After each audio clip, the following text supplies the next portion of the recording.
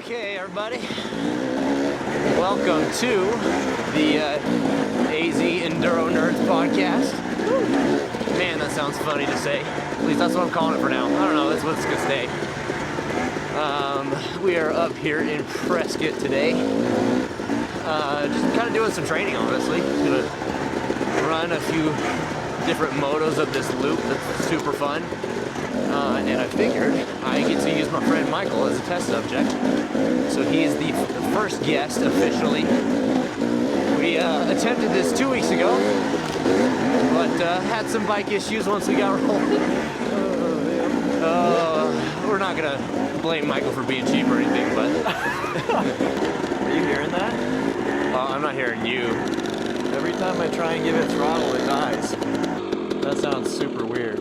That sounds a little off. It wouldn't rev either. Say, are you sure you had the metering rod facing the right direction? Because I could have sworn you can make those adjustments without touching it.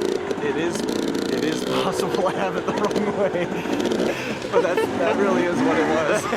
That's part of it. Oh man, too funny. But yeah, basically, the goal of this podcast is just to get to know people better in the off-road community here, because we're starting to get a little bit more involved. At least I want to. And I think Arizona's so cool. Tons of really cool riding.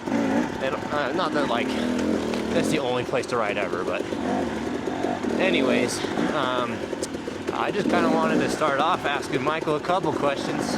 He's a private fella, so we're not going to get too personal, but we can at least talk about bikes all day. Yeah, I'm a little more open about bikes. So I wanted to ask you, like, what really got you into riding in the first place? Like, what was your first experience with dirt bikes? Is there somebody specifically that, like, got you into it? No, so ever since I was a little kid, I don't know, I just thought motorcycles were cool, like, whether it was a dirt bike or street bike, but as a little kid. So then what was your first exposure to it? Yeah, so I remember, so we have a family cabin, and there's a lot of like, well, not a lot, but there's off-roading trails up there.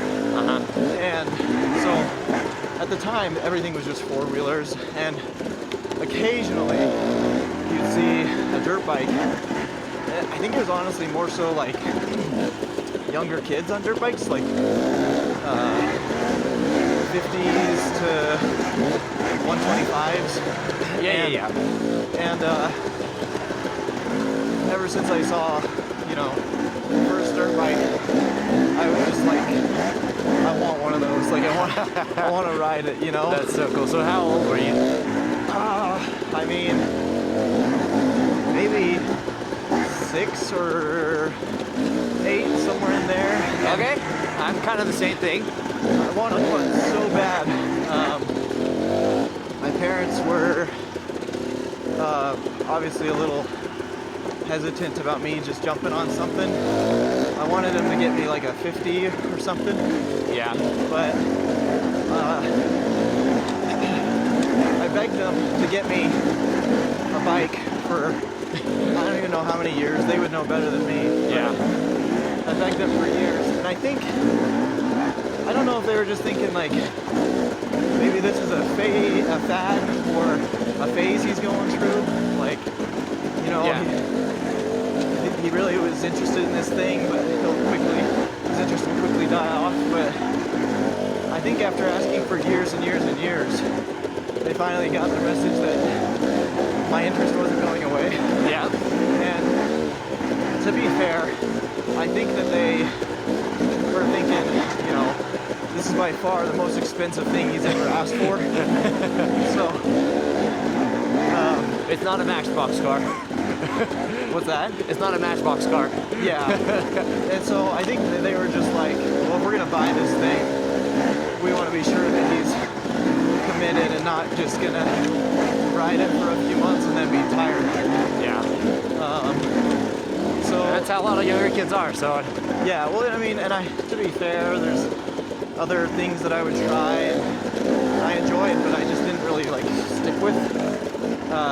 Never been much of a sports kid anyway, and like ball sports. I don't find it very entertaining. I don't find it very fun to play. I'd rather be outside exploring. And I'd always rather play than watch anything.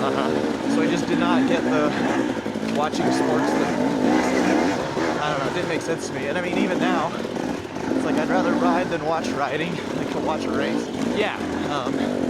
But who wouldn't, right? At least that's what I think. So I begged my parents for years to get me a bike. And then finally, when I was 13, they bought me a bike, and I really wanted, like, I don't know how to describe it other than something that looked really like racy or like fast.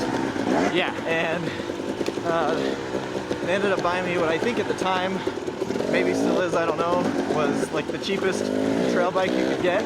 Yeah. So they bought me a KLX 110. Yeah, pit bike. Cowie, yeah. And looking back now, I realized that it was probably too small for me. I mean, I was 13. Yeah, you would have been lanky enough. Yeah, and I was able to flat foot both feet the day one. Like, I now realize was not probably optimal for my size. I should have had something taller that I could kind of go into, but I didn't really have anyone to teach me. My brother-in-law rode dirt bikes. He was into all sorts of off-road things. So he was like the most guidance I had. But even I don't know if he gave my parents advice on its size or anything. He probably did, but regardless, I think knowing that they were skeptical of my interest, they probably would have just bought me something smaller, cheaper, Yeah. So anyway, I got this 110, and I rode the pants off that thing for a long, long time. I only ever once fell,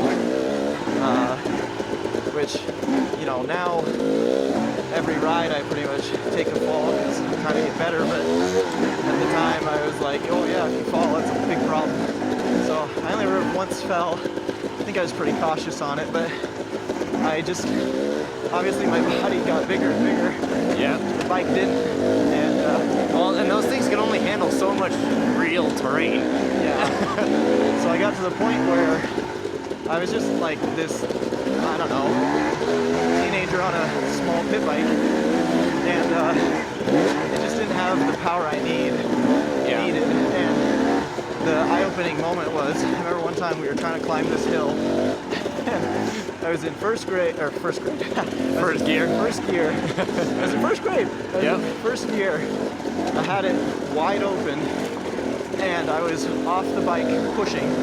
The rear wheel was not spinning, it was getting traction, and it wasn't going up the hill. Oh my goodness. And I was like, yeah, I need a bigger bike. Like, I need more power. I was just limited. So my older brother, I have a bunch of brothers, but one who's immediately older than me, about 2 years older than me, and I don't think he really was that interested in dirt bikes, but I think because I was interested in dirt bikes, he kind of got interested in dirt bikes. Yeah. So anyway, my parents bought him, because he was bigger than me, obviously, a KLX 125. Ooh, first two-smoker. It was a 4-stroke, so maybe I've got the letters wrong. No. They do make smaller 4-strokes. But yeah, it was basically just like literally one size up, I think, from what I had. Like the next cheapest, weakest bike you could buy. Yeah, the next step up. Yeah, and so my brother rode that, but obviously at some point he outgrew that, and so that meant that I got to start using it. And so I rode that for, basically until I left for college. I know I'm giving a really long-winded answer, but that's what podcasts are for, right? Exactly. So we're gonna have to do this loop 6 times for the 6 questions I prepared. Sounds good. So I rode that until I was pretty much too big for it when I first got on it anyway. Yeah. but I rode that until I was definitely too big for it, and I really loved riding it. I don't recall falling on it. I must have, maybe once or twice, but I don't really remember ever falling on it. Anyway, so then I went to college, served a mission for our church, and graduated college. And when after I graduated college and I was working, I wanted, something to do. Like, Yeah. Wanted hobbies, and it sounds dumb in hindsight, but I remember thinking like, oh, like I have a job, I make real money now. Like if I want something, I can just go buy it. Yeah. You don't have to let mom and dad take care of it anymore. Yeah, and I can buy whatever I want. Like, I don't want to sound ungrateful. I'm super grateful for everything my parents did for me and the support. And there's a lot they have to balance. Yeah, and I just, maybe a more powerful bike would have hurt me and I wouldn't have ever ridden again. I don't know, but the fact of the matter is, I still wanted to ride. So I started looking for bikes and watched a bunch of YouTube videos and stuff trying to figure out what kind of bike should I get. And I felt like the entire world of dirt biking had completely changed in the time that I was a kid. So how many years did you spend off of any sort of bike? Well, probably from like 18 years old to, oh gosh, maybe, I don't know, like 20, how long have I been riding? I've been riding like 5 years, it's 2026 to 2021, so I don't know, like late 20s. So you're pushing like 7-8 years without being on two wheels, right? I'm trying to do the math. From 18 to like 27. So like that's 9 then. Yeah, 9 years. And so what was it? I mean, obviously, like, feel free to talk about what kind of bike you ended up deciding, but I want to know, what was the first ride like? Do you remember? Yeah, well, let me say which bike I got first. Okay, go for it. Basically, I did a bunch of research, and I decided I wanted a KTM 250 XCW, and I looked. This is really good first choice. And looked, and I just couldn't find one that was, a couple years old and low hours. That's the holy grail, right? So I couldn't find one, but a much cheaper alternative, which doesn't hurt to have some more funds in the bank, was the YZ250X. So I think it was a 2015. About a 2015, I think it was, YZ250X, and I started riding that. So to answer your question, my first ride. Oh, was I supposed to go left? Oh, someone's cut out the log. Yeah. Very nice. My very first ride was, I was with a friend, and everyone was like on razors and stuff. Yeah. So I was the only dirt bike. Okay. The very beginning of my big bike riding was like that. I was the only one on a dirt bike. And we just did 4 peaks, like the 2-track. Yeah, the Jeep Loop. Yeah, up 4 peaks and back. And I was so slow, and I actually still have footage from that ride. Maybe I'll share it with you, I don't know. I just cringe. The archives, man. Yeah, I cringe watching it back because basically I was trying to ride it like a 4-stroke because I didn't know how to ride a 2-stroke. Yeah. I should mention, so like I was saying, everything had changed in the time that I had last ridden a bike to wanting to get back on a bike. So like at the time, the pros were racing 2-strokes in motocross and stuff, and now they all race 4-strokes. And so it was kind of weird because when I was a kid, I thought, oh, I'm gonna get a 2-stroke because that's what all the fast guys ride. Yeah. And then, which looking back now, 4-stroke was definitely the right choice. I just didn't know it at the time. And then, so when I started looking into a bike again, I was like, oh, well now everyone's on 4-strokes. Like, so I guess I'll get a 4-stroke. But the more I looked into what I wanted, I was like, well now I want a 2-stroke. Yeah. So I guess I'm just doomed to always go against the grain. But yeah. so everything had changed. Anyways, long story short, I came to the conclusion of a 2-stroke. And so yeah, that first ride was just super awkward. Like, I think I even got a flat tire at the end. And it was just kind of like awful riding. Yeah. And I mean, it was fun. I was finally out there, but it was, there was so much different than what I was expecting. So it was a, I don't want to say culture shock, but it was just a change. It was just different. But yeah, that was my first ride on that new bike. Cool. So, what are you on now? Yeah, so right now I'm riding my 2018 KTM 300 XCW, which I love. So let me back up a little bit.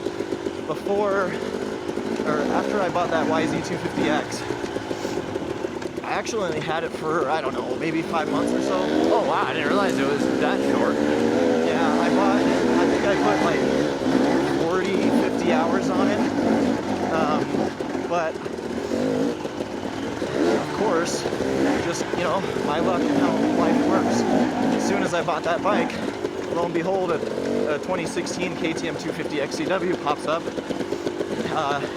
And it's a decent price, so in the low hours. Yeah. So I go, okay, I'll buy that. So I bought that, sold my YZ250X, and started riding the KTM 250 XCW. And really, the only thing I really missed about that YZ was the suspension. Oh yeah. The previous owner had put a bunch of money into it, and so not only was it KYB, but it was valved already. Yeah, it was so nice, and I felt so confident on that bike. So then when I was on the KTM, I was like, oh, I can't like hit the chop as hard as I used to, and at the time I just didn't care because I didn't really have any intention on racing. I didn't really care about going fast. Yeah, you're just getting used to everything and having fun. Yeah, I was just out there to explore and enjoy the ride. But so I rode this 250 XCW for I don't know, a couple of years. And the reason I went with a 250 instead of a 300 was basically just because I was a little power shy. I wasn't sure if I should jump right into like the biggest commonly ridden 2-stroke engine, you know, meaning the 300s. So I went with the 250, but someone, I can't remember who or when, but at some point someone let me ride a 300 just for a second, and I realized this feels pretty much the same. It's just like my 250 was very racy, like the start up front, like the beginning acceleration was really good. The 300 is not quite as fast, but yeah, a little less compression.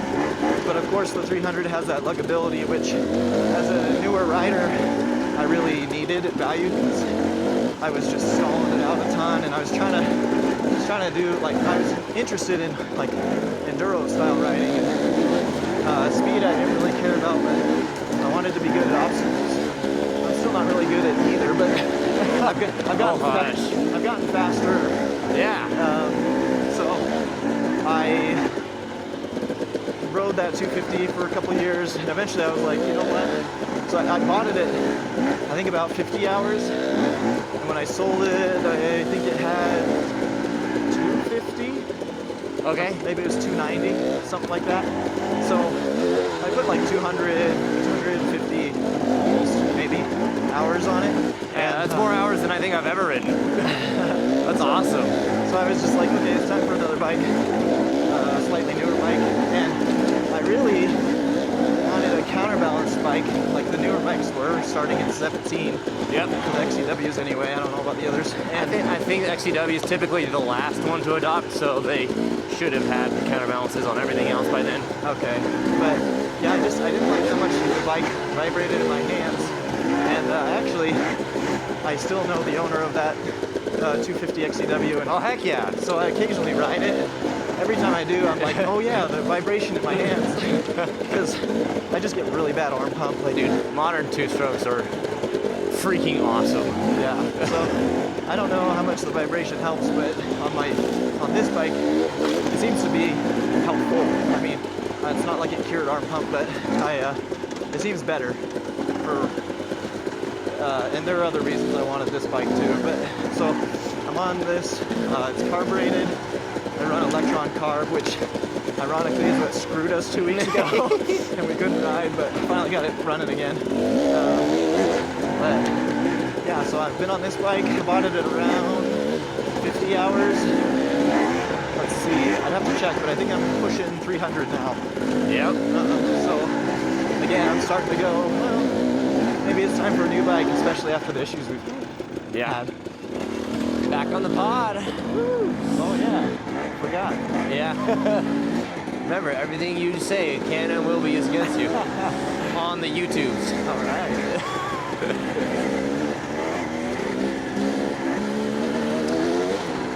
Well, sorry for the intermission, but we just did some not moto training, but we did a few different motos around a loop. Work on speed and kind of see where we were at and fiddle around with some changes. So, but we're back now. We're just exploring. Ooh, I haven't done this. No? No. It's fun.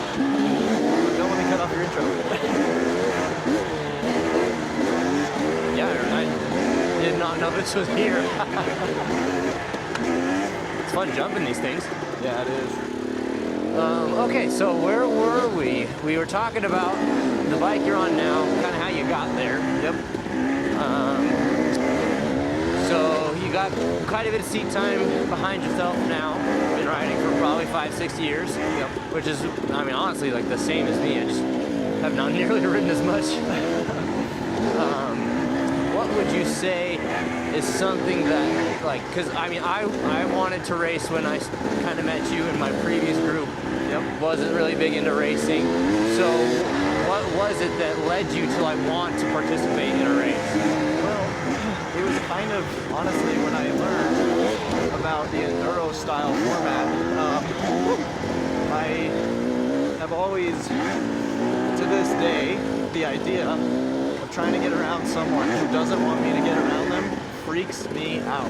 I just think I'm gonna crash into them, go down, get my arm caught in their swing arm, and just die. You know, it's Okay, so you wouldn't say that like racing is something that you didn't think about before. It was just trying to find a way to do something that you were comfortable with in the racing world. I mean, in the beginning, I didn't have any interest in racing, not only because of the fear of injury, but also just, I don't know, I was more into the dirt biking for the exploration. I went left, by the way, I don't know. Yeah, I got you. I had to be as close as I can for the mics to pick you up, so if, I might shout if you get too far. Okay.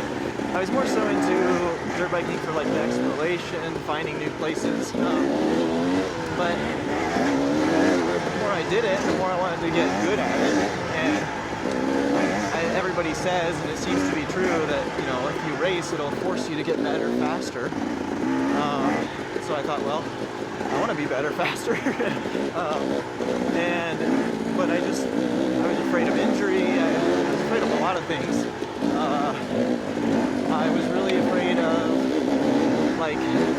so when I just attended my first race, which was with you.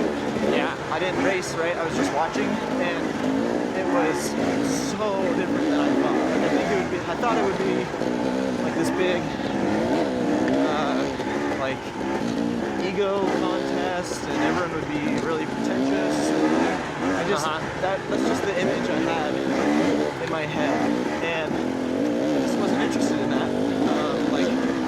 I thought, you have to have a brand new bike, otherwise you look like a loser or whatever. And I don't know. You know me. Yeah, I just don't care about that. And so, it just didn't appeal to me at all. But when I went to that race, which was the maxed out Enduro 20, 25. 25? Right now we're 26. Yep. I went to college, and the race was so different than I thought. Like, everyone was super nice, everyone was chill. It wasn't as, like, crazy terrain as I thought. It was terrain I had ridden, because I knew. And I knew I could stuff do you've it read. all. Yeah. That was another thing. I thought, what if I'm not able to finish? Like, what if there's stuff that I don't know how to do? And I don't know. You let it psych you out a little bit? Yeah, it didn't call to me, but the more I learned that my fears were unfounded, the more I saw no reason not to.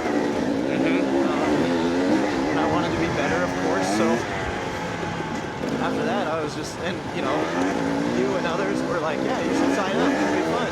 We can do it together. I know, I'm still so bummed you didn't end up signing up that day. I'm not gonna Because you would have loved it. I thought about it, like, but brought your bike in there and everything. You could have. yeah. And knowing what I know now, I think I could have, but I just didn't realize that I could just literally like sign up to race that day. I don't know. I've taken years to get everything dialed in. Yeah. I could have done it much faster, but I was just being cheap about it. I love being cheap. Yep, we've established that. Yeah, and but it is what it is, right? And I went and did my first race at Outlaw. Oh, yeah. Yeah. Well, and then tell the story about that, because you also weren't planning on racing the Outlaw. So I had already signed up for, so I like to do running races. We got some traffic. I don't do nearly as many as I used to. Let me just get through these guys. Yeah, you're good. It's real dusty, so it's a little tough to keep up with you. Let's go this way. So, I think I just got a bug down my shirt. Really? Yeah. So I had done, let's go left. I had done these running races, and I had signed up already to run a half marathon that day. Yeah, the Mesa Half Marathon, which happened to be the same day. And I've ridden it, oh, that ended. I have raced it a couple of times before, so when everyone was like, you should come do this dirt bike race with us, I thought, well, I guess I should, huh? So yeah, I remember that it was 2 weeks prior when we did our big prep day. Yeah, so I signed up for the race a little more than 2 weeks before. Well, yeah, so me and Greg, other friends that were racing, we had no idea Michael was,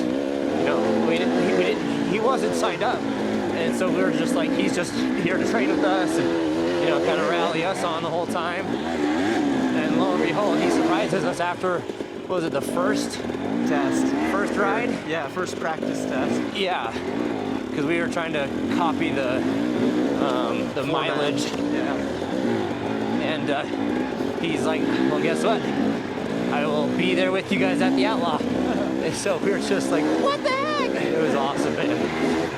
So, the Outlaw being your first race experience, tell me how that went. It was crazy. That's a tough one, dude. They say it's the toughest race in the West. I mean, I don't know if it's the toughest, but it's tough for sure. Yeah, it definitely felt tough. I mean, I've only done 2, so what do I know? But it's, the C race was, I think it was 55 miles total. The race miles themselves was like a little over 30, I think. It was super fun, but oh my gosh. I think it sounds like this happens to everyone. I totally blew this corner. Oh, it's okay, I was following you, so I did too. I got the worst arm pump I've ever had in my life in like 20 seconds on the first test. First test. And I had 3? Yeah, I think it was 3 tests that day. And so I could seriously barely pull onto the bars. Like, it was just dangerous. trying to do. And I thought, oh shoot, I should have gone left. That's a bit steep for me right now with no momentum.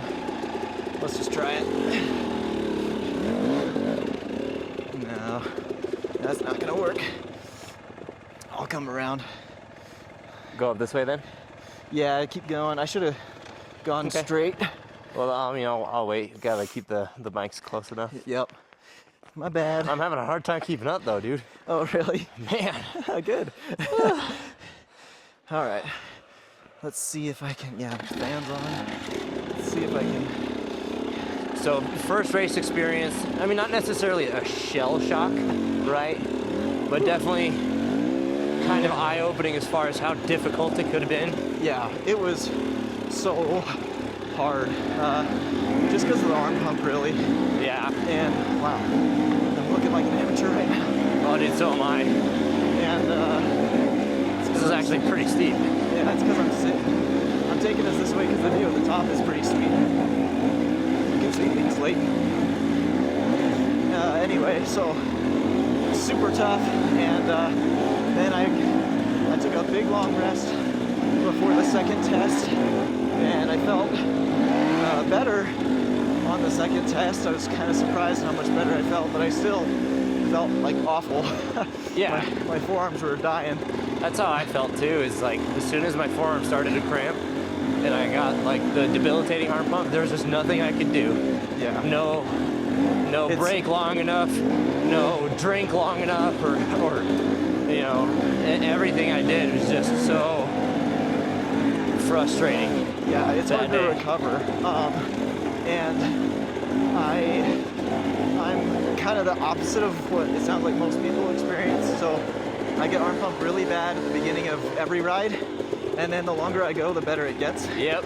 My forearms kind of get wore out, I guess, and I don't clench as much. Oh, this used to be a lot worse. Right there. I was gonna say, I have never done this. There was a big step up there before. It's been cleared up. Anyway, so second test felt a little bit better. I passed a dozen people. And then on my third test, I felt the best because it was the last one. Yeah. And my arm pump was, I mean, it still was terrible, but it was manageable, I guess. Yeah. And that one, in my class, that was my best test in class of the three. I got second in my class, I think it was, for that test. So overall, in my class, I got fourth. And I think in C overall I got 19th, something like that. Okay. So it was way better than I thought I would do. Yeah, dude. And so one thing you listeners need to key in on is Michael does not give himself enough credit. Oh, I need to look where I'm going. You don't either. Humble brag. I'm just kidding. Oh, we stopped. Oh, this we is should have looked fun. at the lake. We missed our lookout. Oh, we did? Oh, I'm sorry. It's all right. It would have been there, trust me. Did we go down this with Greg? Yes, we came up a different way. Yeah, I was just gonna say that part seems really familiar. Yep, we've done this down. Okay. So, after the race, I mean, I kind of caught the bug. I was like, well, that was super fun and humbling and butt kicking. And so I just thought, well, and I genuinely don't care about the placement. I'm curious to know where I fall, but I could get out there and get very last place. But if I went out there and I rode my all, and that was the result, I am 100% okay with that. The problem was, I went out there and I didn't ride my all. I felt very handicapped, and it just left me curious, well, how would I actually have placed if I didn't have this debilitating arm pump? And I mean, I know everyone's getting arm pump. Yeah, right. Everyone's getting beat up by the... It's not like it's a unique struggle just to you. Yeah. But I mean, to that point, like if you can't perform to the level that you're familiar with or what you know you can do, that's got to be the most frustrating feeling in the world. Because it's like the only person letting yourself down is you. Yeah. And as you know, 2 weeks later, or maybe 1 week later, I can't remember, we went out. It was 2 weeks. It was 2 weeks. We took one recovery ride at St. Clair, and then we went back out and did the toughest, longest loop. Yeah, and when I did that, I felt way better. I was faster. And well, what did you have that time that you didn't have on race day too? Oh, so I do run I'll get a shot of it on my camera here. I do run a Clake One Light clutch, and it has been an absolute game changer for me. I'm not a really big or strong person, so I would always pull my clutch with 2 fingers, which is fine, but when I get tired, I'm starting to use 3 or 4 fingers, and I'm not really holding on much to the bar, and it just, it slightly contributed to the alarm pump, but so I couldn't hold on to the bars, and I couldn't use the clutch the way I wanted to, and when I got the Clake, I was just blown away, because I was finally able to do the things that I thought I should be able to do with the clutch. Yep. And I'm still learning and getting better, but it was even just, with no experience on the Clake, immediately night and day better. Yeah. And so the Clake, it only uses, there's only a spot to even hold one finger. I think they have different options, but the most common one, there's only one option for the finger, and it's just for your pointer finger. So you really only have the option to even use one finger. And so I now use the one pointer finger for the clutch all day, because it's a much lighter pull. I don't know if we probably didn't even establish that. The Clake makes your clutch lighter pull. That's the big benefit for the expense. So I feel like that was new. I don't remember writing that part. But we broke off a little part. Okay. So it makes it lighter to pull, and it was just night and day better. So you finally felt like when we did that long loop, which you didn't even do that whole loop. Like, you basically accrued all of your timed race mileage doing the single test that we rode 2 weeks later, and you had a time that was unbelievably comparable to some of the B riders that would have done the whole thing. Yeah. Right? So just the performance was astounding when you didn't have the arm pump. Yeah, well, and I mean, being able to hold on with everything but my pointer finger was just huge for me. And I don't know, I feel like I have good grip strength. I can do a fair amount of pull-ups, but I just couldn't, one finger, I just didn't have the strength. And being able to use the clutch the way I wanted to was just huge. So all that is to say, I think that I just didn't perform well on race day. I think I was just so amped, psyched up. I don't even know, but it was not my best performance, to say the least. And I just wanted to know. There's a fender in that tree. I just wanted to know, how would I do if I went out there and did my best, which kind of leads me to my second race. Exactly. I was just gonna ask what the differences were between how you felt at the Outlaw and how you felt at Camp Wood. Yeah. So 3 weeks ago now. Yeah. We did the Camp Wood Enduro, and same class, same bike, same everything, and I guess the only difference on race day was, besides the terrain, of course, location, it was, I now had the Clake, and I had more experience riding with it. Yep. So I went out, did the Camp Wood Enduro, and as expected, the arm pump was worst in test 1. There were 5 tests, and it slowly got better, and by the time I got to test 5, I was loving it. I finally wore out my forearms to not death grip the bike, and I was cruising, and I felt good. If you guys haven't seen his test 5 footage, he's like screaming the whole time. He's just like, ah! Okay, I can't see anything. Oh, am I dusting you out? Yeah. My bad. No, I didn't make that corner at first because it was so dusty. But we're good. Ooh, that route's slick. Careful. So, went out, did tests 1 through 5. It was such a fun race. Like, the layout was great. The terrain was cool. Can we talk about the trail work that they did? We haven't, but we can, yeah. Yeah. Well, I think that's one of the things that attributed to just how fun of a race it was. Because, don't get us wrong, it is a rocky area. Yeah. So it's not like the trails were baby smooth anyways. But we rode the area 2 weeks prior? 3 weeks prior? Yeah, something like that. Way before anything was marked, that's for sure. Might have been a month prior. I think it was the first weekend of April and then ended up racing the last weekend of April. Okay. But they worked their butts off. So, like, kudos to them.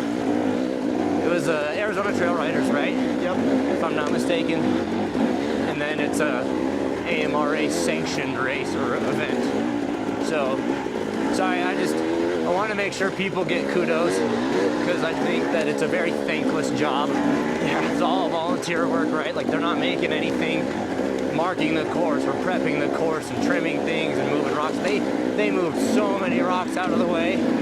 It just made the whole race super raceable and fun. Yeah, it was. It wasn't as much of a beatdown as I thought it was going to be.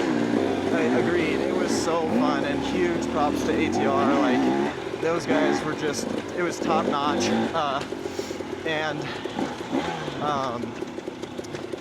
I got to sit at the end of test 5 and talk to some of the people there for a minute, and they were just really super nice, super friendly, good people. So huge props to them. I'm so grateful that they put on the race, and it was so fun.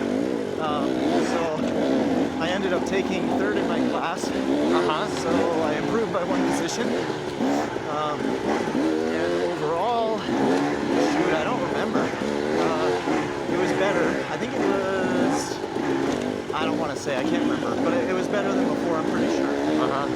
But there is less, like, there's fewer riders and therefore less competition at Camp Wood as opposed to Outlaw. But nonetheless, I improved in both categories. So yeah, it was super fun. So, I mean, obviously it was probably more enjoyable from the sense that it wasn't a sufferfest like Outlaw was. Yeah. Do you feel like you learned something different from both races? Whoa.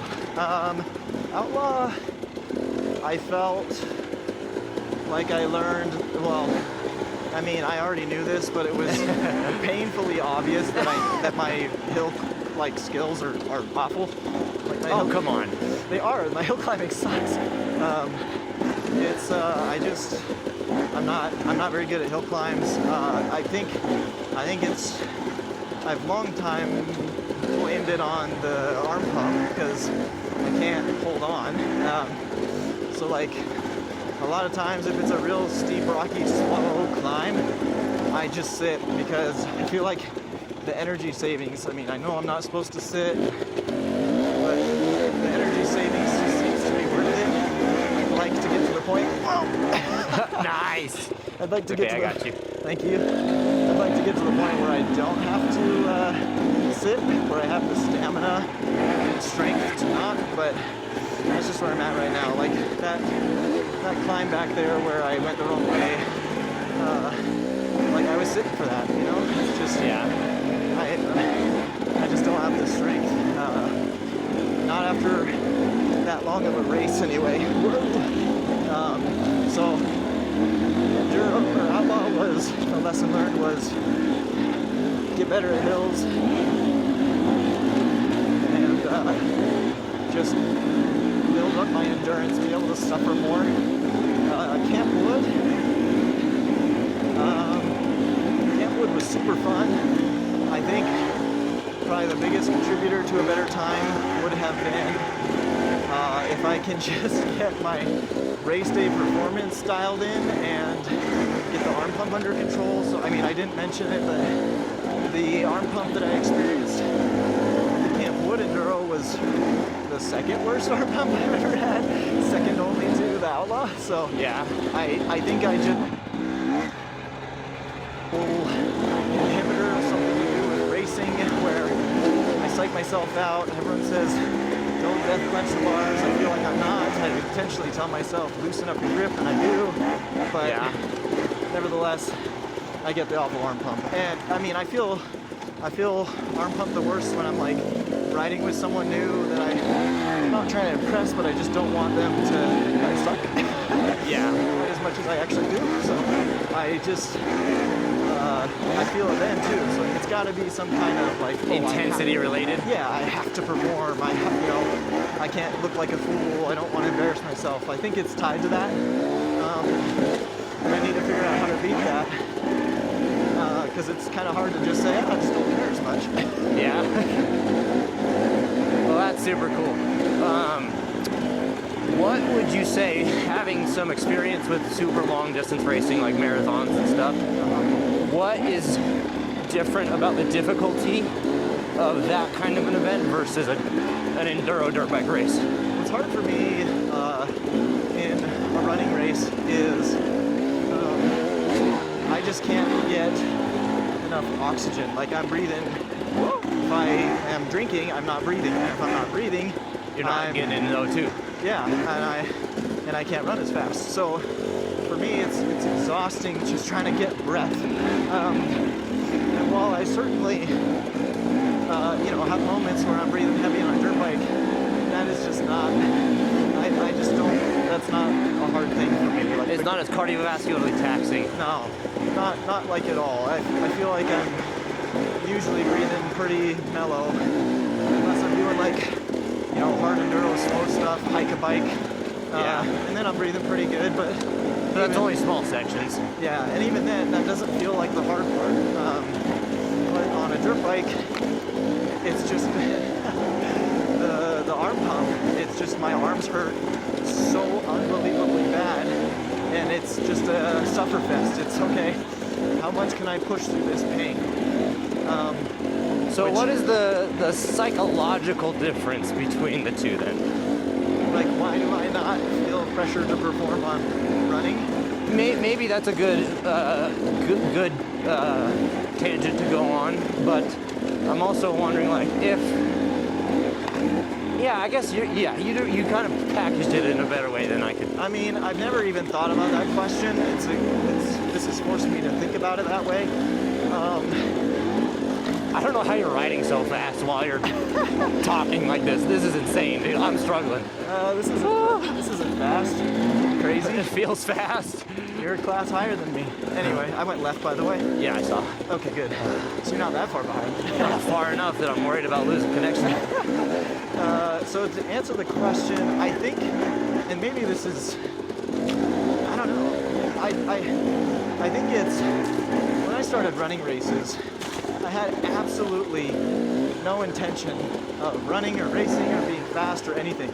It was literally just one day, a family member came up to me and said, hey, I signed you up for this half marathon, run it with me. And I just, okay. So I started training,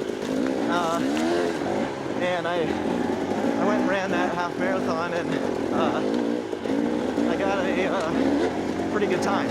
And I realized, I'm kind of good at this. So I just started doing it more because, now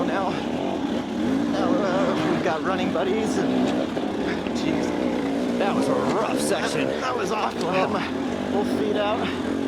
Oh, me too, bro. I'm paddling. So I just didn't expect to be like good at it, so I just didn't really care. I did, and I didn't really know I had a good time until I was done with the race. Yeah. And people were like, you can qualify for the Boston Marathon if you keep that pace at a marathon. It's like, oh, really? I'm like, okay. Is that good? So I don't know. I just started doing a bunch of running races. And so let me think, what was I talking about? I was saying... talking about body types. And yeah, so if you just look at me, I mean, I'm just naturally suited better to be like a long distance runner than a dirt biker. I'm pretty thin. I was underweight for like most of my time in high school.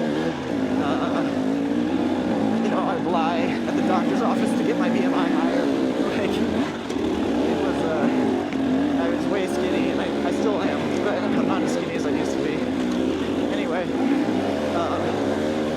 most dirt bikers, they got a lot more like weight and muscle than I do. A lot of them are just fat too. Maybe. But, so I mean, just riding dirt bikes for me is just incredibly physically taxing. Not so much in the like endurance aspect. Yikes, that was awful. Not so much in the endurance aspect, but like the actual like lifting my bike and having to muscle around and stuff. Yeah. So I mean, the good thing about that is it's taught me, it's forced me to rely on the bike and use its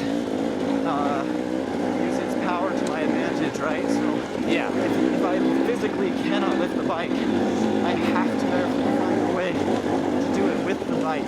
You're a very efficient rider because of it. Well, it's forced me to have a lot better balance, I think. Oh, perfect example. And it's been getting better, but you know, it's still, I think, probably the single greatest thing that holds me back. Yeah. So I don't know. Hopefully that answers the question. It's a very long-winded answer, but Oh, no, that's all good. I was just wondering how much like the mental, I mean, obviously they're completely different styles of physical tasks, so you can't compare apples to apples like that. But I was wondering like what the mental challenges are and how they're different. so the mental challenge is like the way I feel for most of enduro race is only how I feel in like the last mile of a big run. Interesting. Mainly So because like the whole time of the race, you're feeling like you're at your worst or at the very end of your yeah, I just running feel races. I just feel totally gassed. And I mean, it's kind of weird because again, with the arm pump specifically, it's the inverse of that. It gets better as I go. Yeah. So it's just all backwards. But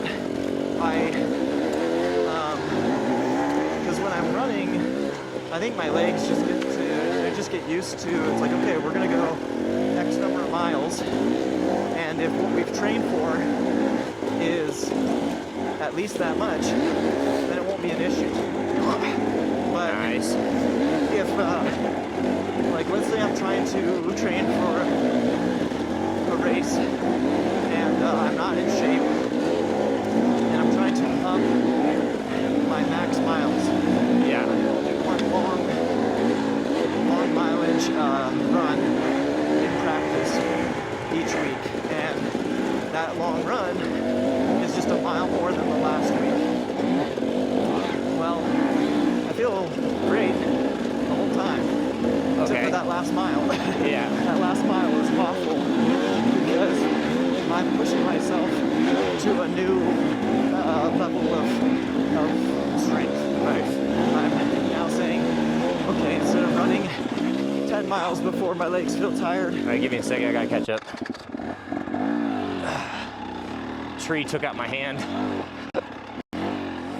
All right, we're Okay. back at it. We good? After my fat butt needed a little break. Sorry, dude. I mean, that just kind of goes to show, like, what I was talking about. It's Yeah, like, so the, like, getting oxygen part of riding, for me, is just not really that big an issue. Yeah. Like, I'm comfortable talking and riding, just blabbing away. That's not really the difficulty for me. It's the forearm strength. But, so, like I was saying, that last mile when I'm trying to extend my running range is really taxing, and it feels that, you know, it's like those times where you go, why do I do this? Like, like I'm never running again. That's how I feel Okay. during that last mile, and that's how I feel pretty much the entire race.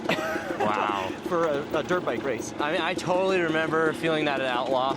I was just like, man, I had to abandon like any sort of expectation and just tell myself all I'm doing is getting back to the truck. Yep. Like at the end of the day, I'm just happy if I make it out of here alive. Yep. Yeah, and I mean, after my first test at Outlaw, I was like, well, my race is over. Like, I'm cooked. My arms are completely smoked. There's just no way I could be competitive. And so all of, well, maybe not all, but quite a bit of the caring about doing well just went out the window, because it was like, well, I'm not going to be competitive when I can barely hold on to the bars. Yeah. So to then later be told, hey, you got 4th in your class, I couldn't Surprises believe it. you. I genuinely couldn't believe it. I would have guessed, I don't know, like towards the bottom 3/4 of the class. Like, that's what it felt like. So I mean, I guess everyone just had a worse day. Yeah. It's hard to imagine. It was so hard, but I mean, yeah, when everybody tells you at the end of the race, like, how special it is just to finish, yeah, and getting near podium results, that's pretty dang good. I mean, they had a cutoff for test 3, and I was like, oh yeah, I'll be there like an hour before that, no big deal. And then I showed up 10 minutes before the cutoff, and I was like, oh my gosh, I almost didn't even finish. That's exactly how I was for test 4 too. I got lucky. I had 7 minutes of rest, and then I was like, well, I guess I gotta get going. Yeah. So, yeah, I mean, that's the hard part for me about racing is I feel like I'm dying the whole time, but the longer I go, the better I feel. Yeah.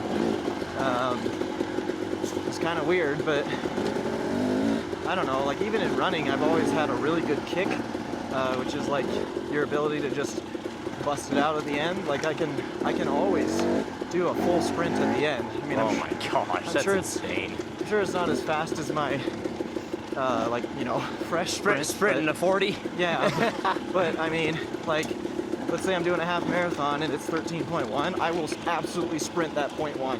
Like, wow, no problem. Which really is just an indicator that I'm a bad runner. It means that I should have put it more in the. I shouldn't have anything left in the tank, right? Yeah. I should have put it all out there during the race. But I mean, I try to do that, and I still always have a good kick. So maybe I'm just not applying myself throughout the race. But my running racing, it's extremely calculated. I'm getting my pace in my ear every quarter mile. I know exactly how fast I'm going, and if I'm behind or ahead, like. Yeah, but you can't do that for a dirt bike race. That's for dang sure. Yeah, it's like.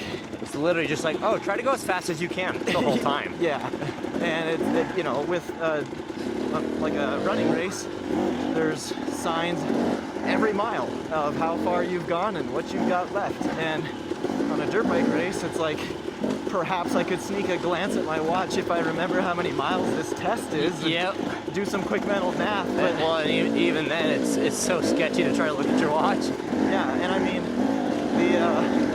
in a running race, you know exactly the terrain, like the height changes and stuff like that. I probably should have gone the other way because now I'm starting to go back up. Probably. Let's go back and we'll go down. But yeah, it's like I know exactly what's coming, and on a dirt bike race, I really screwed this up. I don't know exactly what's coming, and it could be a lot harder. It could be a lot easier, but it's coming either way. Yep. So.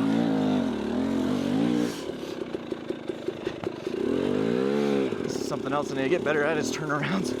I'm so bad at them. Can't do a pivot turn to save my life. I can't do one every time, that's for dang sure. Oops. Okay, so.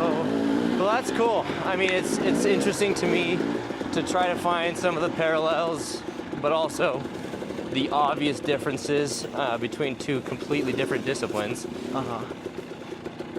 What can we learn from them? Because that's something that you and I have talked about a lot in general. Is we're just honestly looking for improvement, or in other words, we're looking to educate ourselves as we go. Yeah, I mean, I just want to get better. Even if so like there's a book, Atomic Habits, great book, and in it talks about just like getting 1% better. If I could just continually get 1% better, eventually I can be pretty good. So just trying to always get 1% better just focus on that and go from there. Oh, I love it. I mean, yeah, Michael obviously knows, and you guys will all come to know, like, I love the gym and weightlifting and trying to figure all that stuff out.